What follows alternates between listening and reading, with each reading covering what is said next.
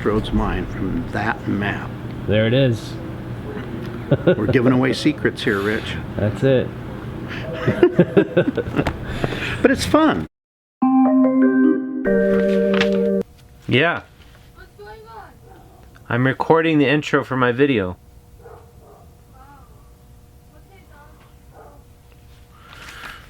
Buried treasure is the topic, is the theme for this month's issue of Utah Stories magazine. One of the greatest buried treasure legends of all time goes all the way back to the days when Brigham Young was running this valley. Brigham Young was the leader of the Mormon church when they came to the Salt Lake Valley. He had a man, one of his greatest confidants was named Thomas Rhoades. And apparently Thomas Rhoades befriended Indians, became great friends with Indians, and the Indians apparently may or may not have given Thomas Rhoades enormous amounts of gold. In order to find out if this story is true, we talked to two men who probably know more about buried treasure, the legends, and separating the facts from the fiction than any other men inside of Utah. Those men are Ken Sanders, who owns a rare bookshop in downtown Salt Lake City, and Bob Campbell, who owns a rare coin shop in Sugar House. Let's go talk to these guys.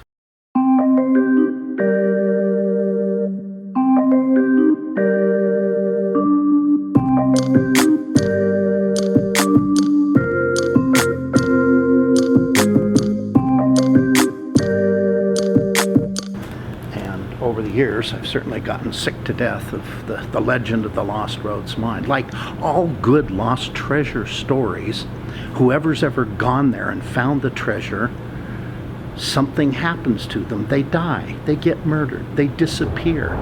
The one thread in common that every lost treasure story has is the treasure's still lost. They can never find their way back to the mine. And, you know, there's always a map with X marks the spot. Have you ever done any hiking out in the Uintas? I suspect you have. Yeah, sure. Kind of pretty much every draw, every hollow, every lake, with some exceptions, looks the same as every other one. It's no wonder that Boy Scouts and others get turned around up there. It's real easy to do. So imagine a hand-drawn map with a pine tree, a rock, and an X. Surely you're going to find it. You're going to come back with the success story from your trip, right? So right now.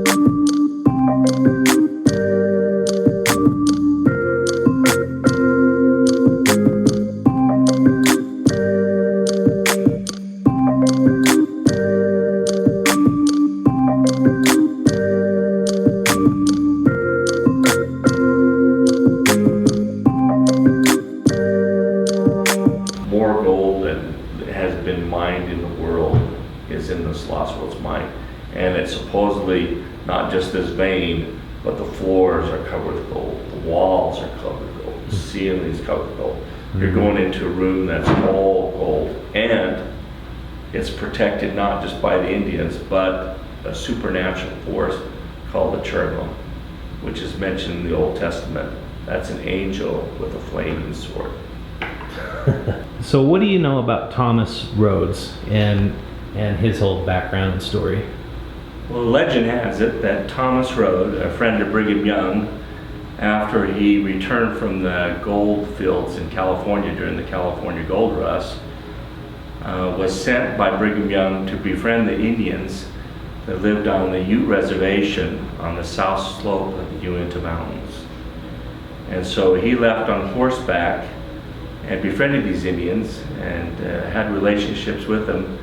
And the story goes that he rode westbound on South Temple on his horse, and nuggets were falling out of his saddlebag.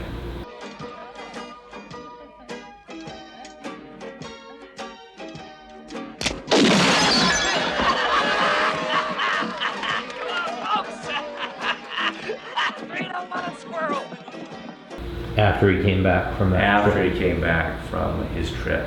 People looked, including my father-in-law, his whole life.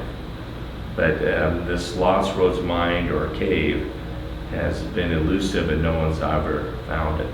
There's been lots of stories and books written on it, but it's supposedly America's greatest legend of a lost gold mine because of the amount of gold that's said to be in there. Called me from Evanston, Wyoming, looking for George Thompson, who, after Rhoades and Boren, he wrote his famous book called Faded Footprints on the legends of the Lost Rhoades Mine, which I published for George, or Tommy Thompson, as he was known by.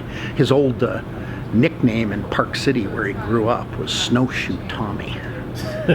George Thompson was a real enthusiast. He's a heck of a sweet guy, but he was a believer. On the here's the revised edition that he wrote prior to his premature death of his version of the Lost Rhoades story. And I particularly like the back cover at the left fork of Rhoades Canyon in the Uintas, featuring George or Tommy Thompson and the famed treasure hunter Mel Fisher. He got sucked into the Lost Rhoades mines as well. And Mel Fisher is he's gone like the rest of them. Yeah. Kind of a gold bar here on the cover. I don't know if you can see that. Yeah.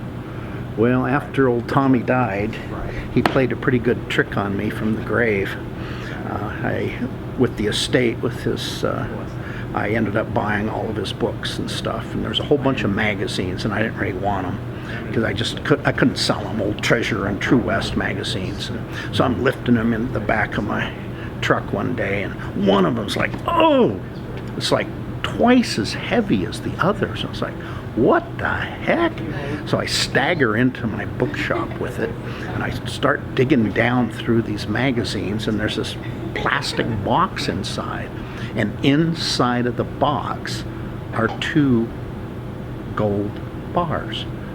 And I just stop and I look at these things. And now, one thing you have to know about me, I know paper, I know books, I know autographs, I know printed things.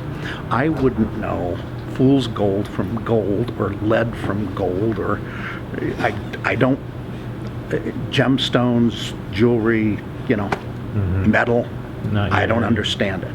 I might recognize aluminum on a good day, or tin, but that's about as far as it goes. Lead's usually easy. I didn't know what to do. I sat there and sat there. No, they can't be. That's impossible. Well, maybe. So before I could commit larceny, I called Tommy Thompson's brother up on the phone, and I said to him, I'm certain that I'm crazy, but would you please come down here? I found some gold bars, and I want you to look at them. Well, he took one look at them, and they were just fake gold bars painted to look gold, and they were in fact lead. So I guess I can't tell gold from lead.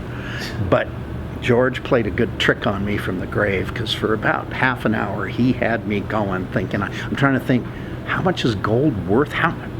Man, there must be like 50 pounds of gold here. Had he used those gold bars as props, do you think? I think so, yeah. But it's the first time I'd ever seen them, and I'm sure he got a pretty good belly laugh out of me falling for thinking that they were real gold bars. So I momentarily got the Rhoades gold fever myself. What is the most significant buried treasure anybody's ever found? This George Thompson showed me a pot that when he first found it with a metal detector, it was up one of the canyons on the South Fork of the Uintas. It was upside down, and it was about this big, and I held it in my hands. He thought it was a cannonball when he found it. He tried to excavate it. He went on up the canyon, according to him, looking for other signs of the Lost Rhoades Mine. Came back down, and he says, I'm here already. I'm going to get that cannonball, and I hope I can carry it back. It's not too big. As he still was uncovering it, he finally got his hands underneath the lip of it on the end, and discovered it wasn't a cannonball, but a small pot about this big. In the bottom of that was gold that had infused with the cast iron, and he estimated that it was over a troy pound of gold in there still, more than 12 ounces. He said 16 ounces. I held that pot. I saw the gold residue. I believed it was gold.